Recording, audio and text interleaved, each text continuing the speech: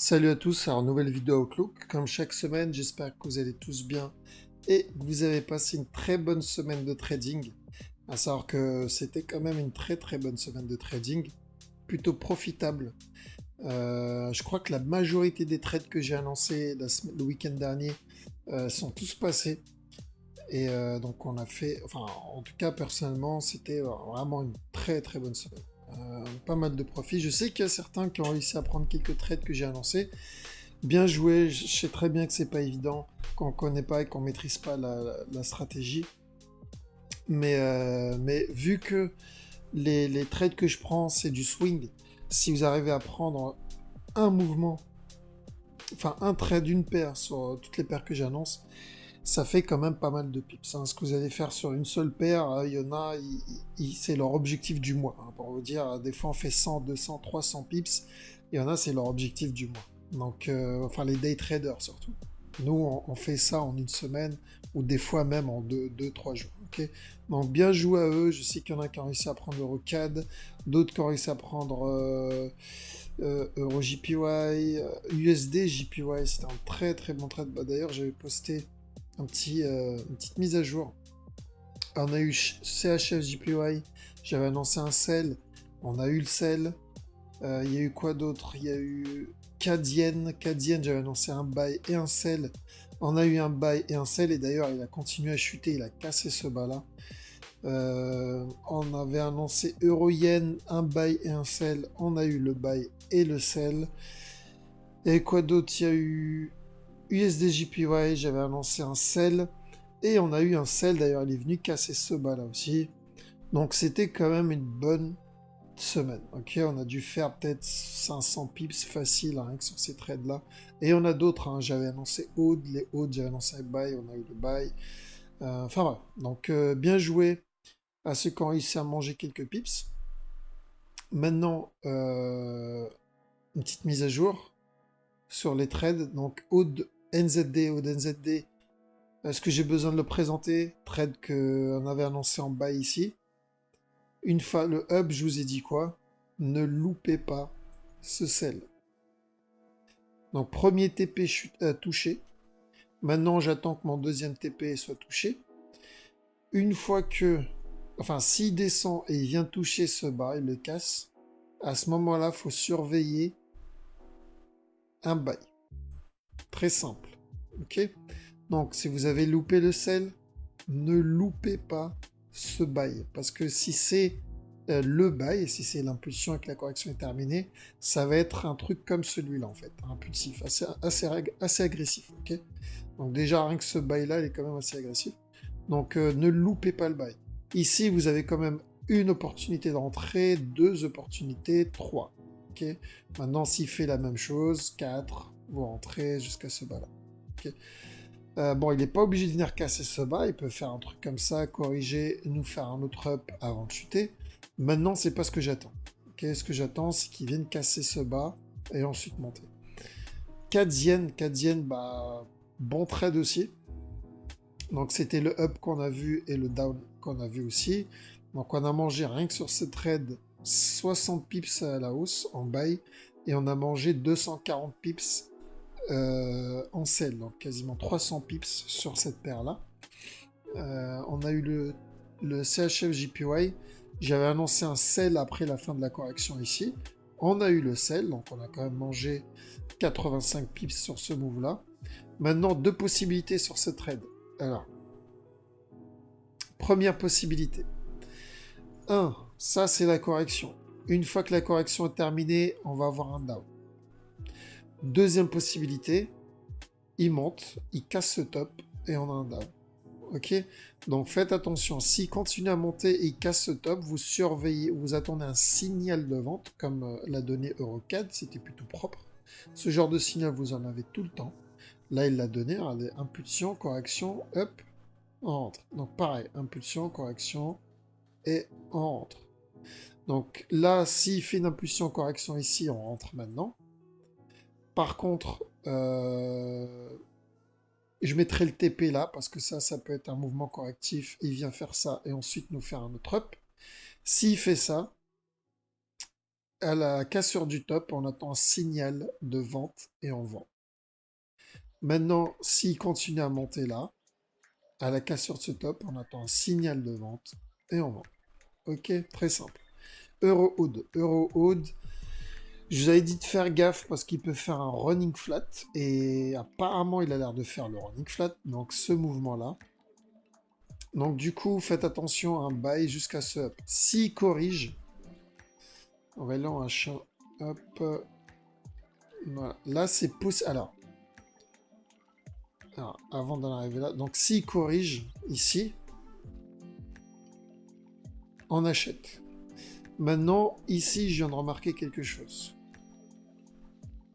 Là, il peut venir chuter, là. Ici. Nous faire un running flat. Et ensuite monter. Donc, faites très attention à la chute s'il chute là. Ça ne veut pas dire que c'est un sell. Ok? Ça peut être juste un running flat. Et d'ailleurs, la structure ressemble plutôt à un running flat. Donc, faites gaffe. Mais si vous êtes, quoi qu'il arrive, si vous avez une correction, en H4 plutôt, voilà, une correction, vous rentrez en buy jusqu'à ce top là. Maintenant, si par contre il chute et il corrige de ce côté-là, on rentre en sell. Mais bon, ça j'y crois un peu moins. Je m'attends plus à une correction pour un buy sur le road. Alors, Eurocad. Eurocad, donc il en était à là la semaine dernière. Je vous ai dit qu'on allait avoir le down, deux possibilités. Ou le down venir casser ce bas, ou sinon il nous fait un flat, donc une correction ici, et on va avoir un up avant le down. Donc il a fait le deuxième scénario, ce qui est très bien. Du coup, on a mangé ce bas là, on a mangé ce haut là, et possible qu'on mange ce bas là. Donc pour le moment, on a eu ce signal qui était plutôt propre. Bien joué à ceux qui ont réussi à l'avoir. Donc ici, ceux qui sont rentrés, vous mettez le break-even. S'il monte, il vous sort, bon bah, vous avez tenté, c'était gratuit de toute façon. Par contre, s'il chute, jackpot. C'est un trade où vous ne risquez rien dessus. Donc il peut bien sûr monter, il peut nous faire un truc comme ça avant de chuter ou continuer. Parce que s'il fait un running flat, il va continuer à monter. Okay, mais c'est pas ce que je vois. Là, s'il corrige, s'il voit une correction, bon bah vous savez que ça va être un down. Okay, donc faites quand même le break-even parce qu'un autre up, c'est possible. Ok, Euro CHF. Alors Euro CHF joue un buy, bon, comme la flèche, je crois que là c'est clair. Mais on n'a pas de signal encore. Donc vous attendez bien la cassure de la trend ici. Cassure de la trend, correction et buy jusqu'à ce top là. Ok, il peut très bien continuer à monter pour ce mouvement là. Mais faut pas jouer le gourmand parce que ça peut être aussi une correction pour un down. Ok, donc voilà pourquoi. Tant qu'il casse pas ce bas, on cherche à acheter. Parce que là, il a fait l'impulsion, ça peut être la correction pour un autre up. Okay, donc, mais il faut attendre le signal, parce que là, il peut continuer à ramper et venir casser le bas. Okay, donc, vous attendez bien la cassure de la trend. Une fois qu'il a cassé la trend, là, vous rentrez jusqu'à là. Euro-yen, je vous avais dit que la semaine dernière que je sortais du trade parce que la structure avait changé, c'était plus une structure en sell, mais c'était une structure en buy. Et j'ai bien fait. Pourquoi? Parce qu'au final, il est monté. Donc, trade que je suis sorti en break-even, du coup, voilà, pas de regret. Euro-yen. Donc, c'est un bon trade. On a eu ce up, on a eu ce down. Donc, on parle de 200 ou 300 pips, je crois, sur un truc comme ça. On a eu 130 à la hausse. Et on a eu 145 à la baisse. Donc, voilà, on a bien mangé dessus. Maintenant, il a l'air de corriger ici. Donc, s'il corrige, on peut avoir un down, ok, jusqu'à ce bas. Une fois que ce bas atteint, faites très attention et surveillez un buy jusqu'à ce haut-là, ok. Je crois que c'est un trade que, de toute façon, quand il était là déjà, j'avais annoncé ces mouvements-là. Quand il en était là, j'avais annoncé un buy, un sell, un buy, un sell. Donc, j'attends toujours le même move. Il peut très bien monter ici, chuter et ensuite monter, ou monter directement s'il fait un contracting flat, mais ça j'attends pas trop. Donc pour le moment, je surveille un sell et à la cassure, je surveillerai un buy. Par contre, s'il chute et il casse ce bas, j'oublie le buy. Mais tant qu'il casse pas ce bas là, s'il casse juste celui-là, là je surveillerai un signal d'achat. Ok? Jusqu'à ce top. Donc ça fait quand même, je vais pas dire, mais on parle de 250 pips. Donc ça va. Alors, ici, il peut chuter. Donc maintenant, là, il a fait une impulsion vers le bas. Donc il continue son impulsion et il corrige, comme il a fait comme le Rocade avait fait, bah, on peut rentrer en sell jusqu'à ce bas. Et on prend les profits et on surveille un achat. Ok? Alors, EuroNZD très simple. Parce que s'il valide l'expanding flat, on va avoir un up. Ici, s'il fait un expanding flat. Maintenant, c'est pas ce que j'attends, mais c'est pas moi qui décide. Moi, ce que j'attends sur ce move, c'est une correction. Une fois que ce move est corrigé, je vends et mon take profit, il sera ici. Donc, ça sera quand même un trade de 2000 pips, 2600 pips, quand même pas mal. Non, 2100 pips, ok. Donc 2000 pips, on va en dire. S'il ne me fait pas d'expanding flat, s'il me fait un expanding flat, à ce moment-là, je surveillerai un sell une fois qu'il aura fait un nouveau plus haut. Mais pour le moment, j'attends correction sell jusqu'à ce bas-là sur ONZD. Mais il n'y a pas de signal encore. Il faut vraiment attendre le signal, c'est une correction. Et cette correction peut prendre des jours, si ce n'est des semaines. Ok? Il va pas falloir être pressé. Donc là, limite, faut surveiller des buys. On a eu un buy ici. S'il corrige, pareil, on achète. Après, faites attention, il peut venir chuter ici, ensuite monter là. Et vous connaissez la chanson. EURUSD, j'avais annoncé un buy, pardon. Donc je vous avais dit qu'après cette correction, j'attendais un buy. On a eu des petits buys. On a eu, donc là, il y a eu un running flat ici. Du coup, j'ai pris ce petit buy là. Maintenant, faire gaffe parce que ça peut être une correction. Donc ça peut être le A, ça peut être le B ici. Et peut nous faire un C. Et ensuite monter. D'accord? Donc faites gaffe à ceux qui sont à l'achat. Bien sûr, ça peut être le running et le mouvement, il peut continuer à monter. Mais vu qu'il y a ces deux possibilités-là, faites gaffe, prenez vos profits parce qu'il peut chuter. Une fois qu'il chute et qu'il casse ce bas, vous surveillez donc impulsion correction, un achat jusqu'à ce top. Ok? Mais s'il vient casser ce bas, vous oubliez l'achat. Pour le moment, c'est toujours de l'achat. Impulsion, ça peut être la correction. Et ensuite, il monte. USD CAD, très bon trade. Hop, je vous montre où je l'ai pris. Je l'ai pris là. Comme EuroCAD. Donc, c'était impulsion, correction, down. Aujourd'hui, donc on est vendredi, je fais la vidéo à 1h du matin, parce que demain, j'aurai pas le temps de la faire. Aujourd'hui, il y a eu l'NFP, donc premier vendredi du mois. Enfin, 1h du matin, du coup, on est samedi, pardon. Mais hier, donc hier, il y avait l'NFP. Et je ne savais pas, enfin j'ai complètement zappé, j'étais même plus chez moi. Mais en fait, ce que j'ai fait, je crois que la veille, donc avant l'NFP, donc jeudi, j'ai vu cette correction-là. Très simple, impulsion, correction. Je vous avais annoncé il y a peut-être 3 mois de ça que s'il y avait à la cassure de ce top, je surveillais un sell. Hein. Pour ceux qui me suivent depuis le début, vous êtes au courant. Donc il y a eu la cassure, il y a eu une impulsion vers le bas.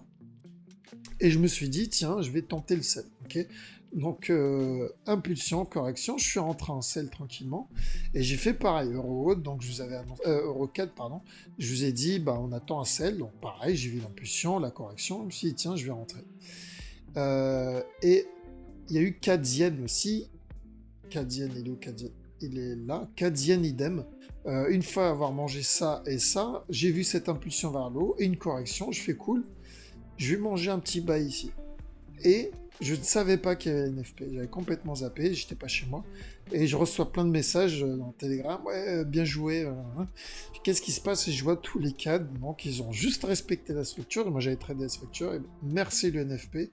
On a mangé donc le buy ici, le sell ici, et l'USD CAD. Je suis dans le sell ici. Donc, mon break-even est posé. Si c'est le sell que j'attends, jackpot. Maintenant, si c'est pas le sell, parce que c'est possible qu'il me fasse encore un autre up, hein, EuroCAD on connaît, regardez là, il a fait impulsion, il a fait une correction, une impulsion là, et il est remonté. Donc là, il peut faire la même chose, impulsion là pour remonter. Mais bon, c'est un trade gratuit, je le paye pas, mon break-even, c'est la maison qui paye. Donc si c'est le down, jackpot. Si c'est un up, j'attendrai le même signal vers le bas. Donc très bon sell, sans les news, Et comme je vous ai dit, je ne regarde pas les news, ça ne m'intéresse pas. C'est du stress inutile. USD CHF, USD CHF, trade que j'avais annoncé pareil ici. On a eu ce down. Et je vous ai dit à la cassure du top, on surveille un autre sell. Et il a fait une cassure. Je m'attendais à une plus grosse cassure, mais bon, une cassure, c'est une cassure. Donc il a fait une cassure ici. Et on a eu ce down-là. Maintenant, faire attention. Il peut, si vous voyez une correction, vous rentrez, bien sûr, en sell. Euh, mais pour le moment, évitez parce que ça peut être la fin d'une correction pour un autre up. Ok. Donc, ceux qui ont réussi à prendre le sell, bien joué. Maintenant, vous surveillez, vous attendez une confirmation. USD Yen, très bon trade, bien joué à ceux qui ont réussi à le prendre. Donc, j'avais annoncé le sell ici. On a eu un signal là, donc il y a une impulsion correction et mouvement vers le bas. Donc, c'était quand même un bon trade à 126 pips. Donc, bien joué. Le silver, je vous ai dit, c'est très simple, de toute façon, on achète. C'est vraiment pas compliqué. Le silver, faut acheter à chaque fois qu'il fait un nouveau plus bas. Donc ça, je vous ai dit que ça allait être un buy, on a eu le buy. Ça se voyait que c'était un buy, on a eu le buy. Maintenant, tout ça, ça peut être une correction pour un nouveau bas. Ok. Donc à chaque nouveau bas, faut acheter le silver. Gold pareil, cette perle a suivi à la lettre chaque analyse que j'ai annoncée. J'avais annoncé, je crois, un sell dans cette zone-là, on l'a eu. J'avais annoncé un buy, on l'a eu. J'avais annoncé un buy ici, on l'a eu aussi. J'avais annoncé un sell ici, avant même d'avoir ce buy, on l'a eu aussi. Et ici, je vous avais annoncé un sell avec le take profit à poser là, et on l'a eu, take profit touché. Donc, bien joué à ceux qui ont pris tous ces trades-là. Et maintenant, il faut faire attention. Pourquoi? Parce que il peut chuter à tout moment. Donc, si vous avez un signal de vente, correction, vous rentrez en vente jusqu'à ce bas-là. Ok. Et pour les plus courageux d'entre vous, vous mettez le take profit jusqu'à ce bas-là. À savoir que ce take profit, je l'avais annoncé il y a peut-être 2 ou 3 mois, quand j'ai annoncé ce sell. Je vous ai dit, vous vendez là et vous mettez le take profit ici. Donc celui qui a réussi à rentrer là quand je l'ai annoncé et qui a gardé le trade jusqu'à maintenant, bon bah bien joué déjà parce que t'es courageux. Il y en a très peu qui arrivent à résister aussi longtemps. Et ici, je m'attends toujours à un sell. Et d'ailleurs, c'est une structure qui est assez connue.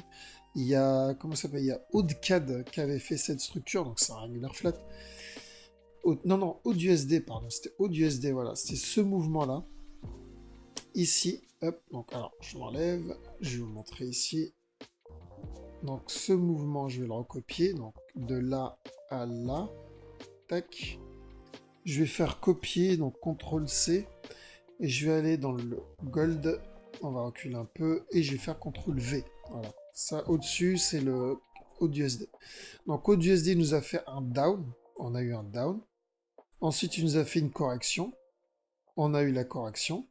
Et ensuite, il nous a fait un down. On a eu le down. Ensuite, il nous a fait une correction.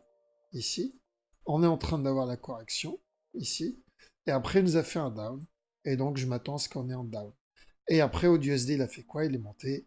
Et après, moi, j'attendrai la même chose du gold. Ok, donc c'est ce que j'attends pour le gold.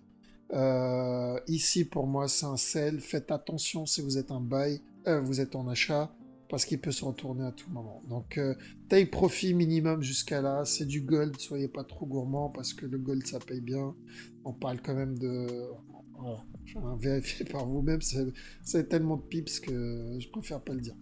Voilà, je pense avoir fait le tour. J'ai pas d'autres setup pour le moment. C'est déjà pas mal. On avait pas mal de setup, beaucoup qui sont en cours. Je vous tiendrai au courant sur Facebook ou sur YouTube si on a des nouveaux. Je voulais juste souhaiter la bienvenue aux nouveaux. On a beaucoup de nouveaux sur Facebook. Donc bienvenue à vous. N'hésitez pas à vous abonner, parce que je sais qu'il y en a qui ne sont pas abonnés à ma chaîne YouTube. N'hésitez pas à laisser un message si vous voulez que j'analyse une paire pour la semaine prochaine. Dites-le et j'analyserai. N'hésitez pas à lâcher un like. Merci pour ceux qui me soutiennent. Chaque like, ça me fait énormément plaisir. Donc, merci à vous. Et sur ce, je vous souhaite un excellent week-end. Reposez-vous bien parce que la semaine prochaine, ça va être sport. Et je vous dis à la prochaine. Ciao.